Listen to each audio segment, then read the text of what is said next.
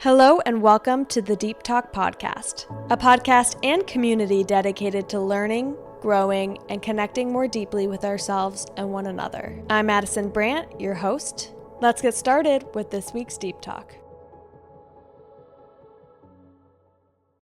Hey everyone, and welcome back to the Deep Talk Podcast. As always, so happy to have you all here.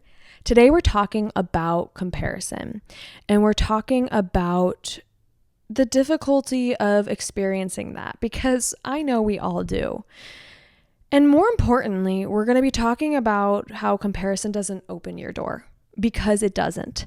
And it's not the best tool that we have to get the things that we want in life. And so I've made other episodes about this, but I think I deleted them all because I was like, I want one that really, really feels like what I really want to say about it. And I've had a lot of experiences where I've been comparing in the last year, and I feel like I've picked up a lot of wisdom and experience and just thoughts around it that I want to share. And not only to shift your mindset on it and hopefully release you from the shackles of comparison, but even more so to help you really focus on your open doors and focus on your life and your own magic, because I think comparison takes us away from that. And so if you want to get back in touch with your own life and what's wonderful about it and shift the narrative away from other people, let's hop in and let's talk about comparison. So, comparison. I think it's something we will always have a touch of. I don't want to be so naive to think that we're never going to compare ever again, because at the end of the day, we live in an interconnected world. But I do think we can shift our mindset, and I think we can work on things to get to a manageable point that it's not throwing us off 24/7 and that we feel generally pretty good about ourselves. I was really thinking about why we compare, and I wanted to talk about that first. And I think the main reason is jealousy. I think jealousy is a really, really complex emotion, actually. It's very complex. And to the root of it, I think that it's a desire we have. And I talked about this in my episode, Don't Give Up on Yourself. So I'm not going to touch on it too much, so I'm not being too redundant. But I think we all have desires, and they're kind of like a wound, a very tender, open, almost hollow space, where if we see something that triggers it, which is often another person having what we want, it kind of hits that part of us. It kind of touches that open space because it's not filled by the desire. It's kind of a sensitive, raw part of ourselves. So a desire, when it gets hit on, we automatically feel jealousy, or we want to hide and protect ourselves. It's feeling that big poke of emotion, we want to run from it. And I think that's really normal. We do comparison, I think, especially to quickly get away from that emotional experience because it feels bad. I get it. It doesn't feel good. It's hard. And so I feel for anyone who is wondering well, why am I comparing? And it's because you have pain from an unmet desire, pain from some insecurity you hold. There's a part of you that feels raw, like a wound, and tender. And when it gets hit on, I'm sure your reactions again are to protect and close over the space, to get avoidant, or to get jealous, or to, get anxious about it, whatever it is. And I think comparison is kind of a secondary thing we'll do as a way to get away from the emotion or make sense of the experience of it. If you're feeling like you're getting jealous of someone, rather than just being in that emotion, the next step further, almost like a compulsion, we compare to try to almost analyze and make sense of the feeling we're feeling. And I think it's a weird way we try to make ourselves feel better, even though we don't actually feel better. If I just feel a desire for maybe, let's say, more money, because maybe I'm really struggling, and I see someone else talk about how they make $500,000 a year and they're my age, I might be like, oh, that hits on the part of me that wants to be more financially secure. And then instead of just feeling that, I jump to like comparing myself to them because it feels like the next behavioral step of that. And it feels like the next almost actionable thing because you can't actually do anything about it in the moment. So it's almost like the only thing we can do is like compare. It's like a weird action that doesn't actually solve anything. And it's not the correct tool to meeting the desire. But I oftentimes feel like it's the only thing our brain can think of doing because like we can't just go make a $500,000 today. Like maybe in the next few days we might look for a new job, but like in the moment it's hard to like make a behavior. So that's one we turn to. And so it's like a weird way to soothe it or like just take a step of doing something to soothe it, even if it's just like an action that doesn't work. And yeah, when I think about it, I really think about how it's just such the wrong tool because we won't get anywhere by comparing. I titled this episode Comparison Won't Open Your Door because it's almost like rocking back and forth on a rocking chair. You're not going anywhere. You're not getting anywhere. You're just going back and forth. You're going back and forth over and over again because comparison isn't meant to get you anywhere. It's just an action we take to try to make sense of a feeling that we feel. And if we can start realizing that it's not like the correct tool to use, we'll stop using it to define ourselves or the experience we're having and find a new measuring tool, or not even a measuring tool, but find a new way to experience what we're experiencing. And I honestly think that's just about learning how to feel what we feel. Like when we feel jealousy, to just sit in it and let it like a wave pass through us versus having to make meaning of it or trying to take action, like using comparison for it. I think I've been reading a lot of meditation and mindfulness books lately. And the main thing I'm learning is that we try so hard to make meaning or take action based on how we feel rather than letting it pass through us.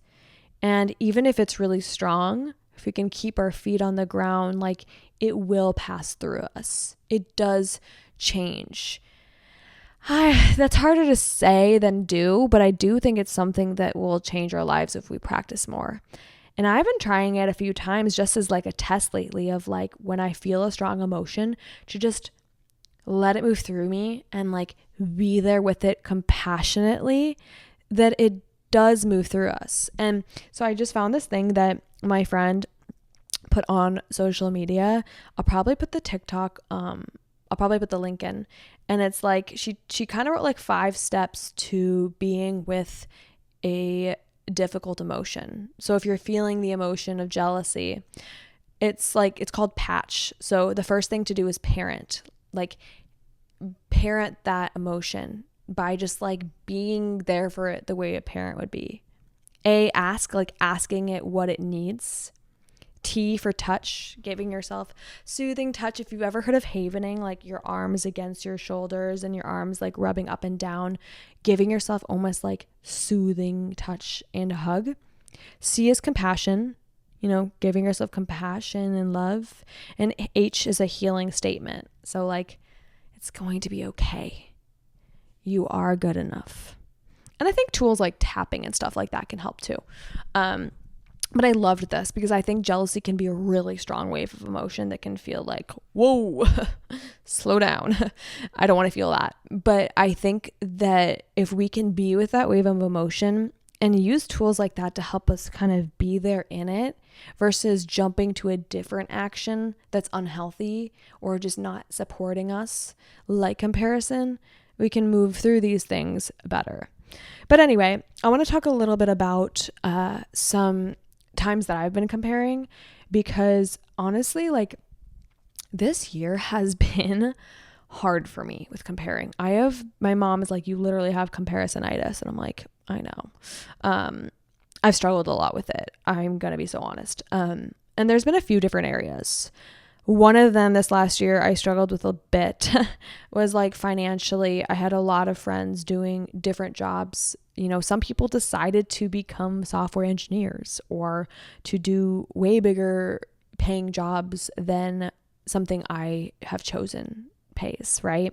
Like people who are doing finance and they're making hundreds and hundreds and hundreds of thousands of dollars and they're literally like in their mid-20s. And I'm like, and I would have times where like people would talk about it and I would just feel that pit in my stomach where I'm like, did I do the right thing? Like, did I make the right choice? Am I doing it all wrong? And that was really, really hard because I, at the end of the day, don't really want to do other things. Like I like the entrepreneurial path I've taken, and it's like really weird, especially when like you know that your situation can't change necessarily because you don't want it to. It's a really weird comparison, but still feeling bad, right? Like I love doing my podcast. I love writing. I love doing what I do. But then I do have those moments where I'm like, another path would have given me more money. And not that I'm here for money actually at all. I'm not really someone who cares that much about it at all. But I just think there have been moments where I've, struggled with it, where I just am like, dang, that would be nice to have a job like that in these moments, right? And it's just weird. Like I grew up, like my parents didn't really talk about it. And so when people do, I think that someone's always bound to feel kind of bad about themselves because it's a very easy way. It's a cheap way to compare, pun intended. Another way I've compared a lot this year is to relationships. As I mentioned in my past podcast, is that I've struggled a lot with dating and have been on a lot of dates, and I've just really struggled to find someone that I'm like really attracted to and really like feel like we're really aligned, and like at the end of the day I'm like looking for my person. And so it's been hard to just have a lot of experiences where I'm like, none of these people are that for me, and just feeling like let down by our generation and dating, and like just so many people are just, and I know that there are wonderful people, but I've been in a lot of encounters with like just people who are not genuine or hold the values I hold and the things that I want my partner to hold, or know how to be a good partner. And just like I'm like around these people with very strange communication skills or like conflict resolution skills or just things I know that I need. And there's just like always been something where I'm like, oh my gosh, like I feel like this person hasn't done any work on themselves, or like they don't want what I want, or like they're unavailable. And like, I am not saying I don't have my problems, because I do, but generally I feel like I have a good set of values and I would be a good partner, and trying to find someone to match me in that has been hard, and that it's been hard to find someone I like. Right. And so when I have seen friends or people around me find that, and especially find it a lot quicker than me, I've really compared to myself, where I'm like, why have I gone on like 100 dates and you've gone on one and that's who you're going to marry? Like, it's been hard. And something I've really thought about with that, especially too, is that I think a lot of times comparison with that is just, like I said before, not a good tool, because I'm comparing to people that are very different than me. Like if I'm going on a bunch of dates, someone else is going on one and finding their person, some could call that luck, but most of the time, 99% of the time, that's just a person who wants different things than you and doesn't have the same standards you have, or have the same needs you have, or life experience that you have. And it's not a fair comparison to, because I'm like, if I've gone on a bajillion dates and someone is, not doing that, like obviously there's something that my soul wants and needs that theirs doesn't, and neither is good or bad. It's just like, obviously, like my soul doesn't want their experience, or I would have had it. So comparing is just not the right tool. What the right tool is actually probably being with my own grief and pain of like wanting something and not having it. Comparing, I'm like, it doesn't get me anywhere, and it also isn't like pulling inaccurate data, because I'm not looking at people who've had the same exact experiences as me.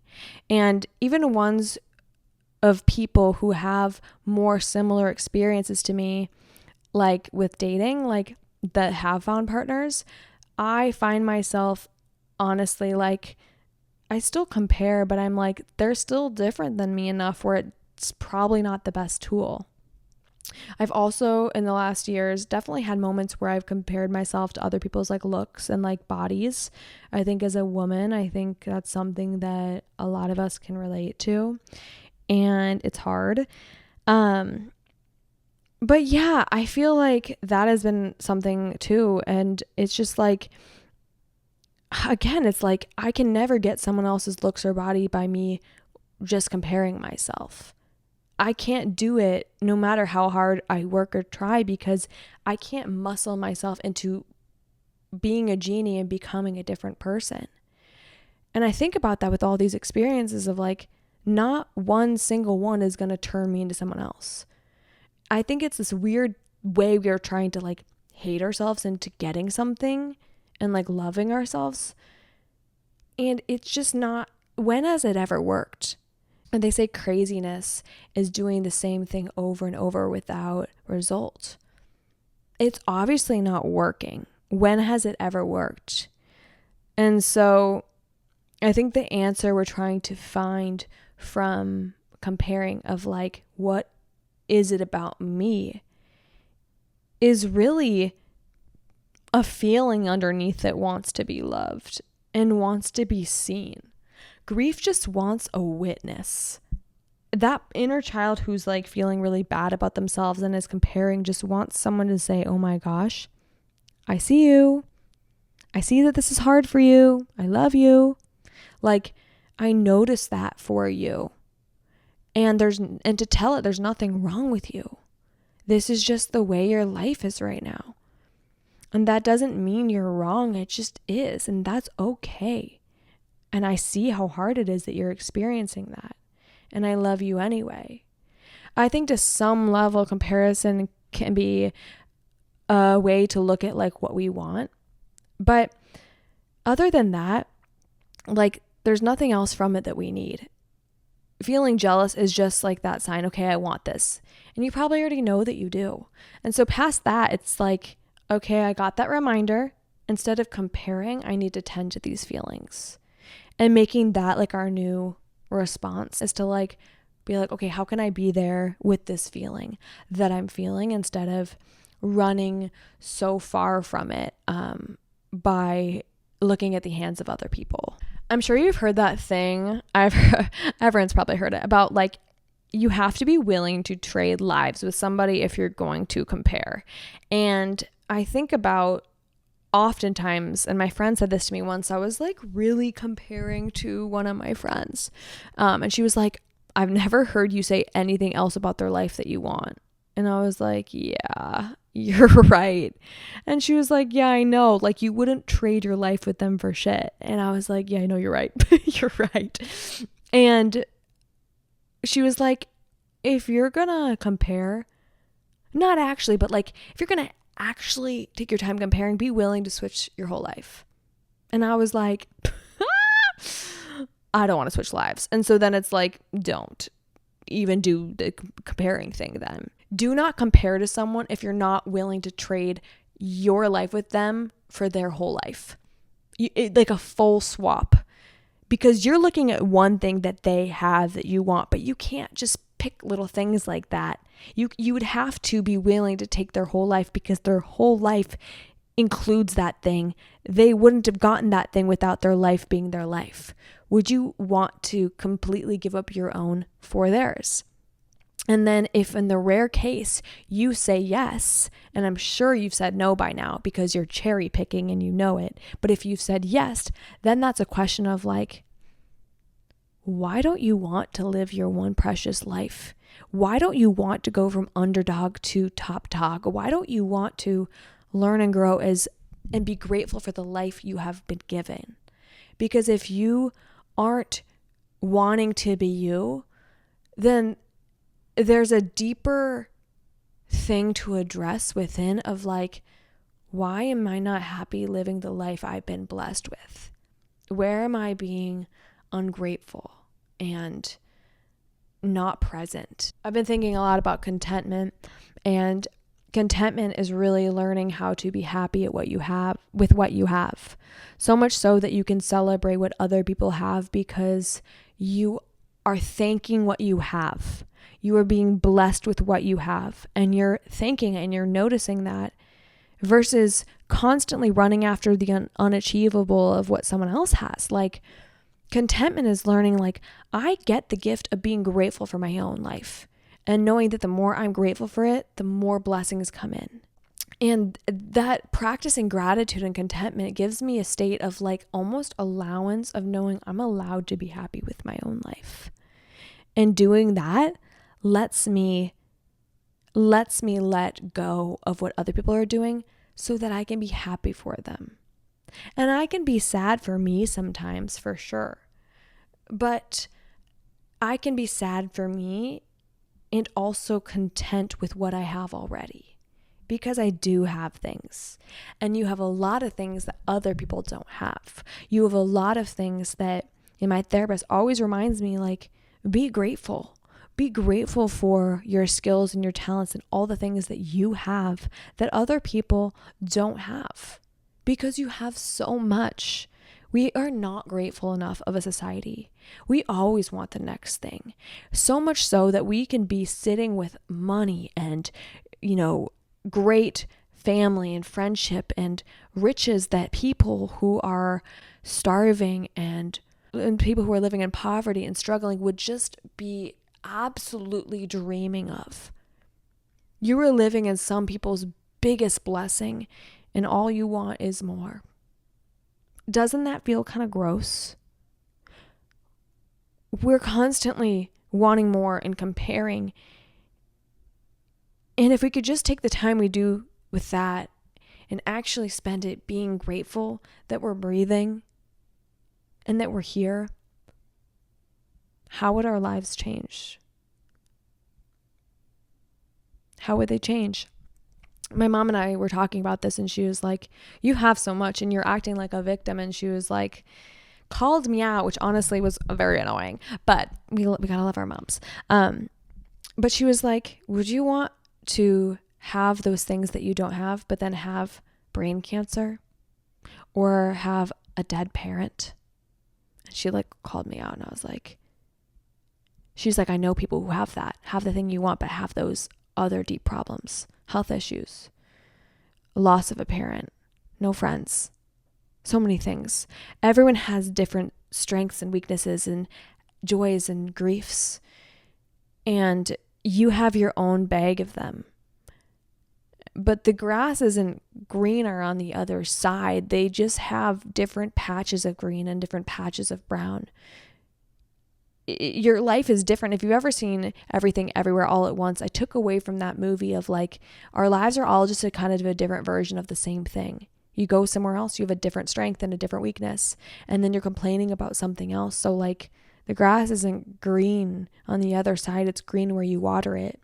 And fortunately for you, the only place you can water it is within yourself, because newsflash, you can't be anyone else. No matter how much you compare, no matter how much you try, you can't be in another body. And so if this is all you have, what the fuck are you going to do with it? Are you going to keep comparing to people around you? Or are you going to learn gratitude? And I'm saying this as someone who is like half talking to myself, because I need to work on this. And I'm really, really thinking so much lately about gratitude and how to be more present and just thankful for what I have. And learning that wanting what other people have is like, it's inspiration for sure, but it's not realistic, because I'm not other people. I am Madison, and I have to learn how to make that enough. My lesson here isn't to learn how to get more and become greedy and try to be someone else and compare. It's to learn how to like myself enough that I don't need to do that, or believe that's a useful tool, or believe that's going to open any doors for me. The only person who can open doors for me is me. And that starts by me learning how to be happy enough with myself that I'm not running away all the time. It's learning to be grateful for what I have, the doors that open for me. And yeah, we do have weaknesses. I have weaknesses. We do have things that we don't have. Yeah, that's life. comparison isn't a good tool. It doesn't take in all the data. It doesn't take in all the factors. Again, I always think about how I want what other people have. And then I'm like, but I didn't choose what they chose because I don't want that. I don't actually want that. They make more money than me because they took a different path and are doing a different job than me. And they made sacrifices I didn't want to make.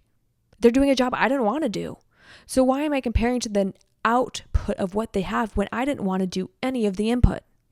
Why am I comparing to people who have boyfriends I would never want to date and could have dated, but chose not to?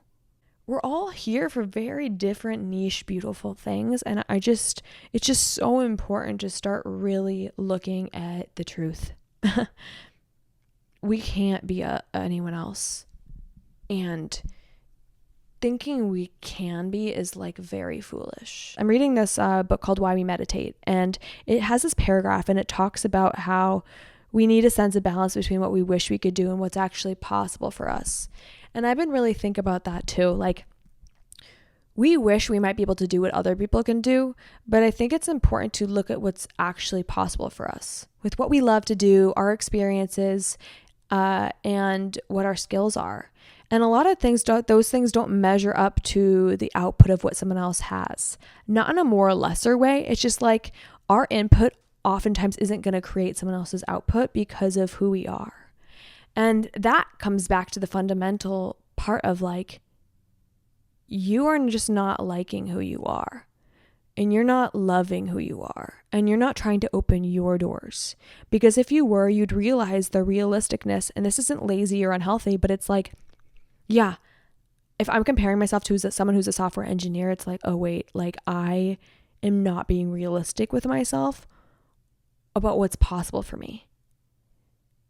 I don't have a brain like that and I don't want that. So it's not really quote unquote possible for me. Like I could have, but I would have been miserable, and I also just don't think that way, so it would have been very hard for me and not setting myself up for success. And so like it is loving and compassionate to really think about like what makes sense for me. If I'm in a space right now where like I'm just not where someone else is, it's probably because I have had a different set of skill sets and experiences that have led me here, and I need to work with that. That is self-loving, to be healthily realistic and supporting our strengths along with our own weaknesses and being on our own team and really navigating life with those of like, these are the things that are great about me and I'm going to exercise those, and these are my weaknesses and I hold those to be true, but I also am willing to work on them, and I'm also willing to know what my limits are. And a lot of times like what we're comparing to is just not necessarily our path or what's in our hands. And this doesn't relate to every type of comparison. There's definitely ones in different boxes, but it's just something to think about. Anyway, I know that comparison is hard, and I know that it feels like sometimes such a weight, but I also know that at the end of the day, I think, you can't be anyone else, and it's not realistic, and it's not going to get you any further to compare. Like, it's not getting you anywhere. And so I know dropping it sounds easier said than done, but it's not a useful tool. And so let's think about what's actually a useful tool. Feeling your feelings, that's a huge one. Staying off social media. Being grateful and developing a gratitude practice. Emphasizing your strengths. Working towards things that other people have, but your version of them. So taking it as inspiration. Reframing your mindset, doing mindset practice. These are things you can do. I think honestly, all you can do is really learn to have a deep gratitude for what you have, emphasize what you have and your strengths, and like work with what you have, and feel your feelings, and like feel how you feel your loneliness, feel your struggle, be in it. And I guess the last thing is make action steps towards the things you want. Those are the three things: gratitude, feel your feelings, and action steps. And if you know that those are better tools than comparison, and that comparison doesn't get you anywhere, then you know that you can drop it, because these other things will open your door. Being grateful for what you have makes you like yourself more. Feeling your feelings makes you more compassionate and holds space for your experience. Action steps gets you towards what you want, the version for you. And so like, we have to think about, how do we open our own doors? How do we open them? Because right now, this is it's just not it's not helpful anymore, and you know it, and I know it, and we all know it. But yeah, I love you guys so much, and I know that it can feel hard. It feels hard a lot to see people have things we want, and I just think every single time we are almost about to compare, we let that be a nudge of remembering we have an emotion that wants to be felt. Whether it's jealousy, whether it's pain, to name it and be with it is a strength that we will have forever.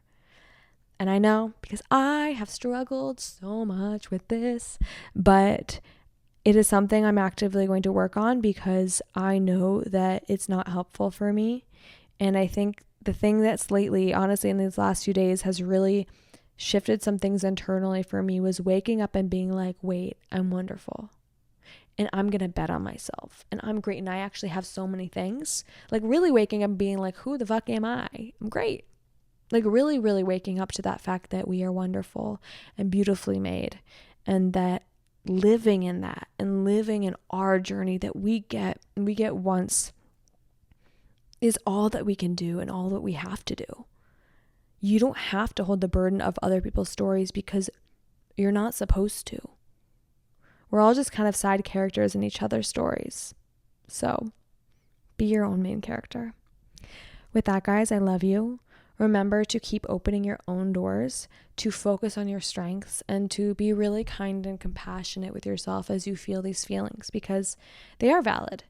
Call someone you love and have them tell you it's going to be okay, that you're wonderful. Sometimes we just need that witness, at least from ourselves. Be kind and compassionate to your own feelings.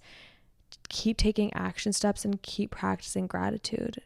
And with that, you'll be more and more present with what you do have. I love you guys. Thank you for being here. Thank you for loving me and yourself the best you can. And just know that we're going to get through this together. It's going to be okay. And that you are wonderful as you are. I love you. I'll see you next week. Keep the comparison away, ground in, root into who you are, and just know that that is going to take you very far, because you are going to take you very far. I'll talk to you guys so soon.